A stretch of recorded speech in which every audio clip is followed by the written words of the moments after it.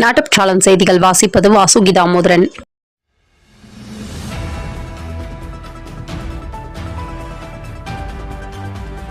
இன்று மே 1 உழைப்பாளர்கள் தினம்.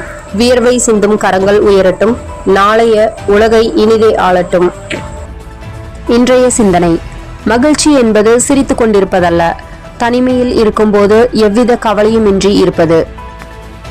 மே 1 முதல் ஏடிஎம் மிஷினில் இருந்து பணம் எடுப்பதில் சில மாற்றங்கள் அமலுக்கு வந்துள்ளது.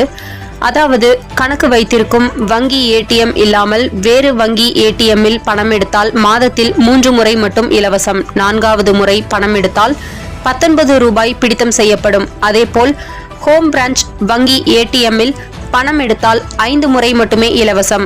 6வது முறை பணம் எடுத்தால் 23 ரூபாய் பிடிக்கப்படும் என அறிவிப்பு. பொதுமக்கள் மிக கவனமாக கையாள வேண்டும்.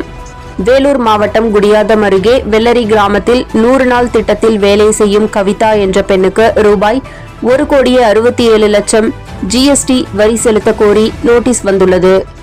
சென்னையை சேர்ந்த தர்ஷினி இண்டஸ்ட்ரீஸ் என்ற பெயரில் ஜிஎஸ்டி பதிவு செய்துள்ளீர்கள், உரிய வரி செலுத்தாததால் அபராதம் விதிப்பு என நோட்டீஸ் வந்துள்ளது.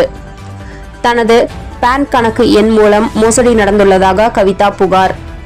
ஜம்மு காஷ்மீரில் எல்லை கட்டுப்பாடு கோட்டில் 6 நாட்களாக பாகிஸ்தான் ராணுவம் அத்துமீறி தாக்குதல் நடத்தி வருகிறது.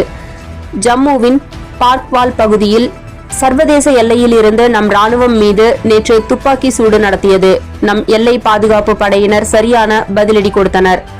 நேற்று ஹாட்லைன் வாயிலாக பாகிஸ்தான் ராணுவ நடவடிக்கைகளுக்கான இயக்குனர் ஜெனரலை நம் ராணுவ இயக்குனர் ஜெனரல் தொடர்பு கொண்டு எல்லை மற்றும் எல்லை கட்டுப்பாட்டு கோட்டில் பாகிஸ்தான் தொடர்ந்து அத்துமீறுவதை சுட்டிக்காட்டி கடுமையான எச்சரிக்கை விடுத்தார்.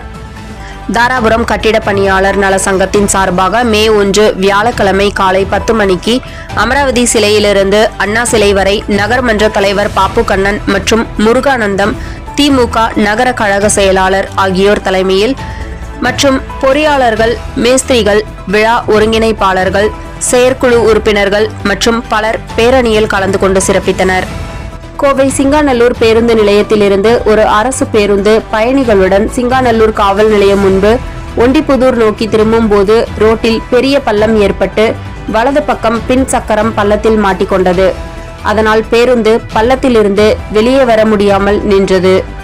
பயணிகள் இறங்கிய பின் பேருந்து பணியாளர்கள் வந்த பின் அங்கிருந்து பேருந்து புறப்பட்டது. அதனால் அப்பகுதியில் சிறிது நேரம் பரபரப்பு ஏற்பட்டது. திண்டுக்கல் மாவட்டம் தமிழ்நாடு மருந்து மற்றும் விற்பனை பிரதிநிதிகள் சங்கம் திண்டுக்கல் கிளை சார்பாக CITU, TNM, SRA மற்றும் FMR இணைந்து திண்டுக்கல் கோபால் சமுத்திரம் அபிராமி ஏஜென்சிஸ் மருந்து மொத்த வியாபாரம் கடை முன்பாக ஆர்ப்பாட்டம் செய்தனர்.